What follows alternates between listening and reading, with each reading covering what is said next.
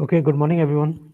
And we were mentioning before that we use the idea of reduced mass because if you have two objects that have the same mass, m1 and m2, and if you plug it into this formula, you will essentially get that 1 over mu is 2 over m1, or mu is actually m1 over 2. Okay, so the reduced mass of a system where both the masses are the same is actually m1 by 2 and not just m1. Okay, so that is very peculiar thing that happens. So it is known as the reduced mass.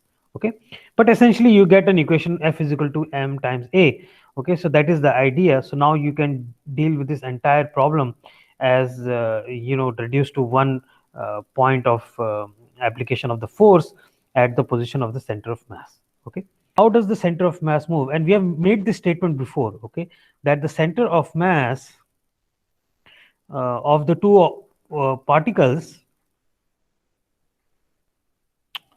that is subject to these forces, that is subject to forces or this interaction, okay, moves with a constant velocity. Okay, we have said this before as well. Okay, and you can say that in a generalized form now, because we know that this force is some f of r times r cap, right? And when we write this equation down, that you have two masses, let's say m1 and m2 are the two masses, then the equation of motion will be m1 d square some r1 times dt square. Okay, so that is some force that is getting experienced. Okay, and then the force that is acting on the other object will be d square r2 times dt square, and this is going to be the opposite of this, so there will be some force times this unit vector. And you can just add these two equations, right? So you can just add d square r1 by dt square plus m2 d square r2 by dt square. Okay, and when you add the right hand side, the sum of forces is 0.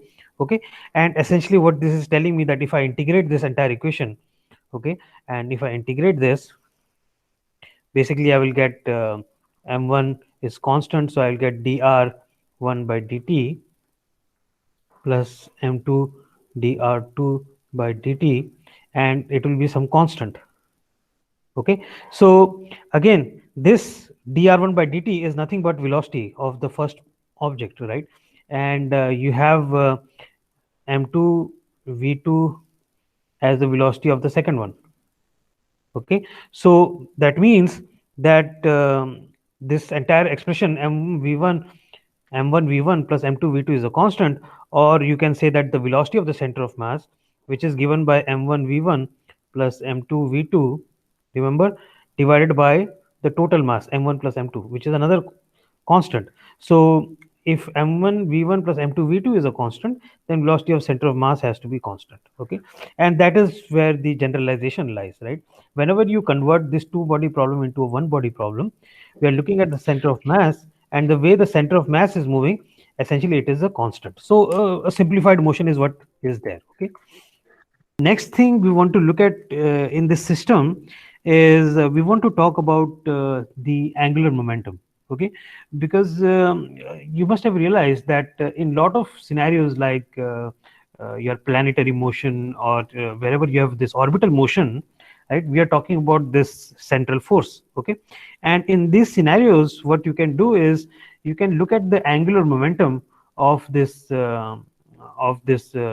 two body problem. Okay, and what turns out is that the angular momentum in these situations is conserved, and that should not be something new to you, right? We have already talked about this many times before. Okay, that whenever something is going in an orbital motion around a circle, okay, you have your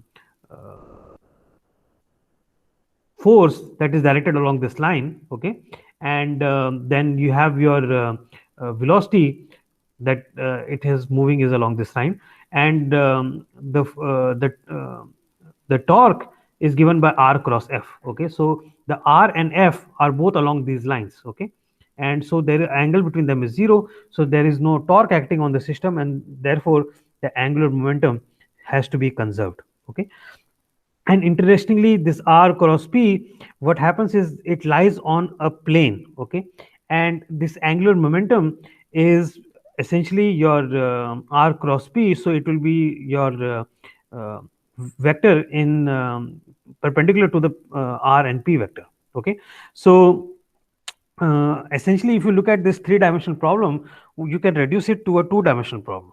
Okay, and that is what we are going to try to do. Okay, so remember we started with a six-dimensional problem. We had three coordinates for these two objects, and we reduced it to a two-body problem. Okay, and looked at the center of mass. So now again we are going to apply the same idea for angular momentum, and we are going to say that this three-dimensional problem can actually be reduced to a motion in a plane. Okay, and if we want to do that, it is better if we start using our polar coordinates. Okay, so we will try to revise the stuff that we know from our polar coordinates. Okay, so let's draw the two axes. Okay, so we have the x axis and the y axis. Okay, and we can define something that is going around in a circle. Let me use a different color. Okay,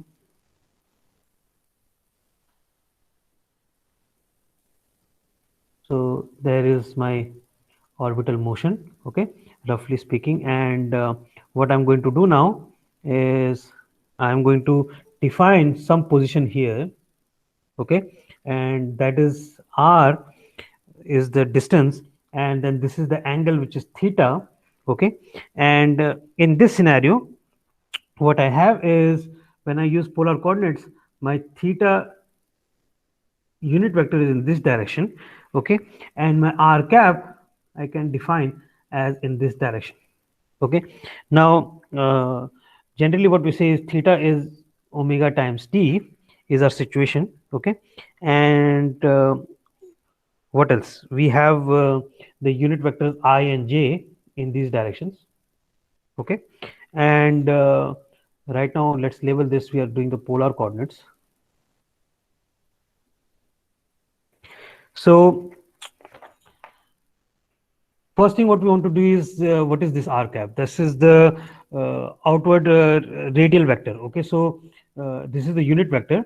Okay, by definition, and the magnitude of r cap is 1. Okay, we all know that. Similarly, the magnitude of this vector theta cap will also be 1. Okay, and by definition r cap is given as some angle cos theta I plus sine theta j. Okay, so you can just see that r, if I decompose it, it will be some cos theta times I plus sine theta times j. Okay, similarly my definition for theta cap is minus sine theta I plus cos theta j. Okay, a vector r is given by r times r cap. Okay, that is the definition. So from here I can define some velocity term. Okay, my velocity term will be d by dt of this r cap.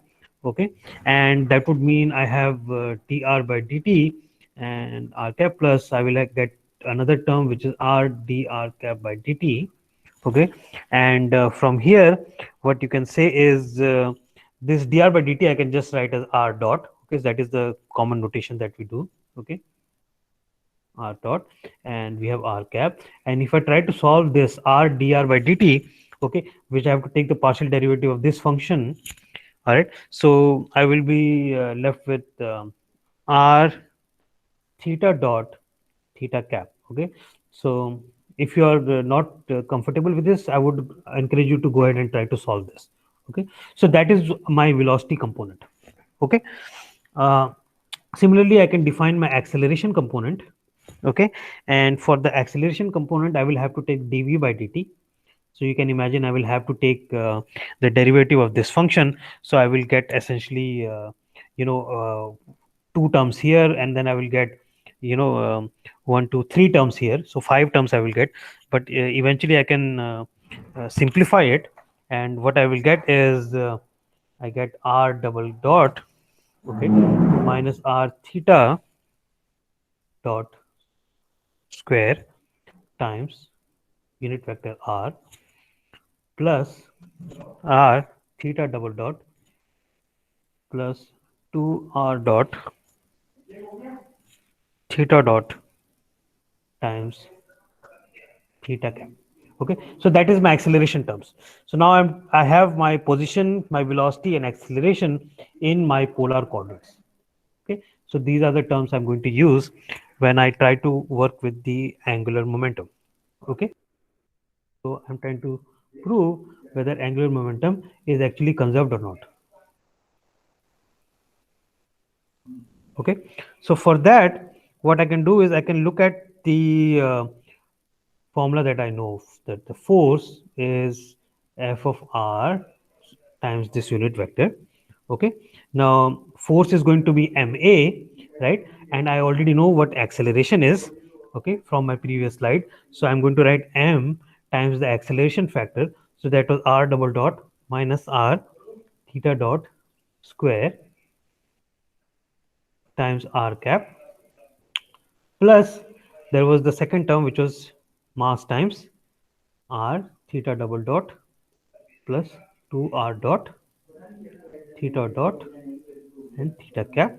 Okay, and this should be equal to some force here, which is minus F of R cap. For example, in terms of if you take of gravitational force, which is attractive force. Okay, so see on the right hand side you have just the unit vector r, right? This is what central force is. It depends only on the radial vector. And on the left hand side you have a radial component and you have the angular component.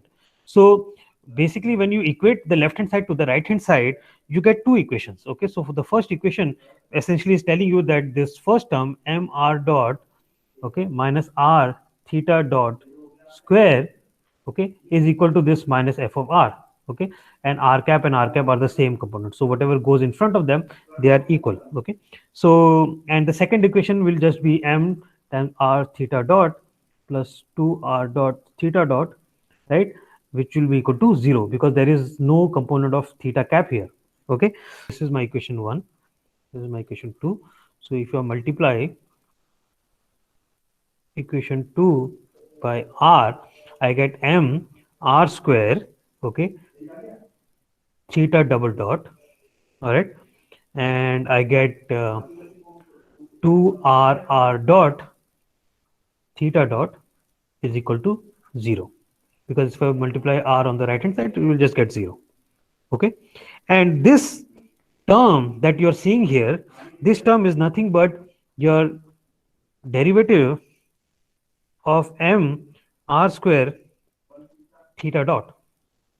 Okay, because if I take the derivative of this function, what am I getting? I'm getting M, and I'm getting, let's say I keep R square constant, so I get double derivative of theta dot, plus my second term will be M theta dot, and then I'm getting derivative of this, which is 2R and then R dot. Okay, which is nothing but this equation right here. Okay, so I can take this equation 3 and just write that this equation means that d by dt of m r square theta dot is actually equal to 0. Okay, and what does that mean? That means that m r square theta dot is actually a constant. Okay, so let's see what this equation is. What is m r square theta dot? Okay, so m r square theta dot, we got that this is a constant. Okay, so if you look closely at your situation that you have, right, um, my angular momentum, which is sometimes represented as J, okay, is actually given by the formula that it is R cross P, right? And in my scenario where I have a reduced mass, so in case of reduced mass, what will I get? I'll get that the momentum is the reduced mass times the velocity. Okay, so that is my situation. Now I know what velocity is. Okay, and here I know this vector from the polar coordinate, so I have mu times I get basically dr by dt times r cap plus r theta dot theta cap. Okay, so this is my velocity expression from the polar coordinate. Okay, now remember theta cap is nothing but omega. Okay, because this is d theta by dt, which is omega.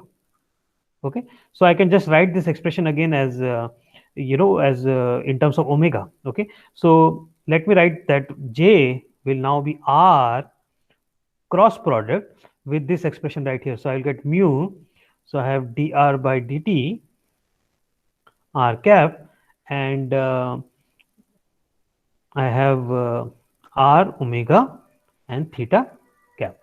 Okay, so you see this r that I have, this r vector can be written as r times r unit vector. Okay, that is the definition that we had, okay, in polar coordinate system. So you get mu times the same expression dr by dt r cap plus r omega theta cap, right? And then you have this r cross term. So r cross r we know will be equal to 0. Okay, so then next term you have is r cross theta. Okay, and that should be out of the plane. So you get r theta, and then the third axis is, let's say, along the z axis, right? Because you're looking at something in the plane, right? So you have a r, you have a theta, and then you have the third axis that is out of the plane. Okay, so that is r, that is theta.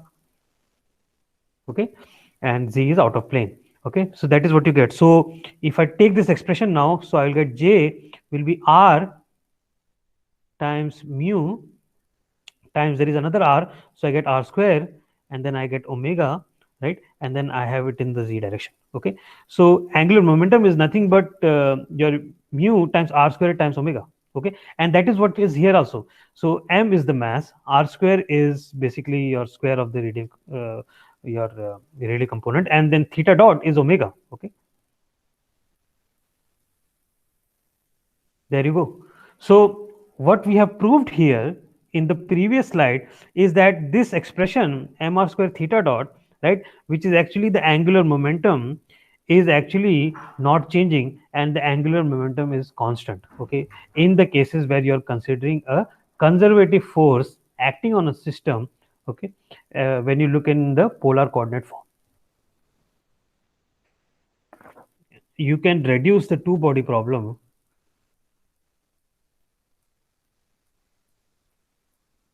to one body problem. Okay, and how do you have to do that?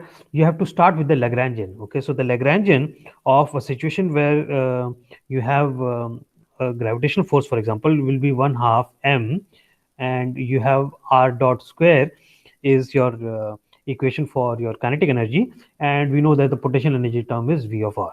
Okay, so now what I want you to do is I want you to take this relationship of r dot. We know what r is. Okay, so r has been already defined as r1 minus r2.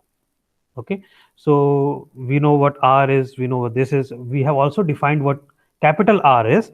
Okay, and capital R is essentially saying that this is your position of center of mass. So you had m1 r1 plus m2 r2 by m1 plus m2.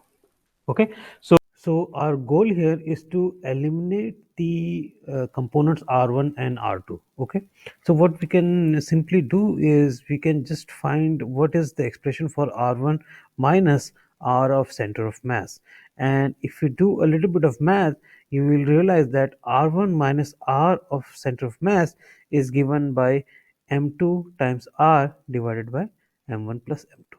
Okay, similarly you can find an expression for the coordinate r2 of the system, and that will be r of center of mass minus m1 r divided by m1 plus m2. Okay, so here in our situation where we have two masses, we have eliminated the r1 and r2 components, and we are writing now in terms of the r coordinate and capital R, which is the position of the center of mass. So let's substitute that in our equation here. Okay, so for our first term, which is our term for r dot, we have the velocity term. So when you take the derivative of the r term, you will essentially get that r dot plus m2 r dot divided by m1 plus m2. That is the first term for the kinetic energy of the first mass m1. Okay, similarly you have a kinetic energy term for the second mass m2 as well. Okay, and once you plug in that value, that will be again in terms of your position of center of mass minus m1 r dot divided by m1 plus m2. Okay, and now you have your v of r, which is your potential. Okay, and you have the rest of the terms, so that becomes your complete equation of the Lagrangian. All right, so in this scenario what we can do is, since we have the velocity square, so we can just square this term. So you will get the first expression will be r dot square, which is square of this part, and then you will get m2 square r dot square divided by m1 plus m2 square times the factor in the beginning. So that is the second one. Plus you have the 2ab term, which is 1 half times m1 times 2 times this two terms. So your 2 and 1 half get cancelled. So you are left with essentially m1 m2 capital R dot small r dot divided by m1 plus m2. So we have three terms because of the square of the bracket here. Similarly, you will have three terms that will come from the second expression. And again, in the second expression, you have the positive term 1 half m2 capital R dot square, and then you have 1 half m2, and then m1 square R dot square divided by m1 plus m2 square, and then you have the minus 2ab term.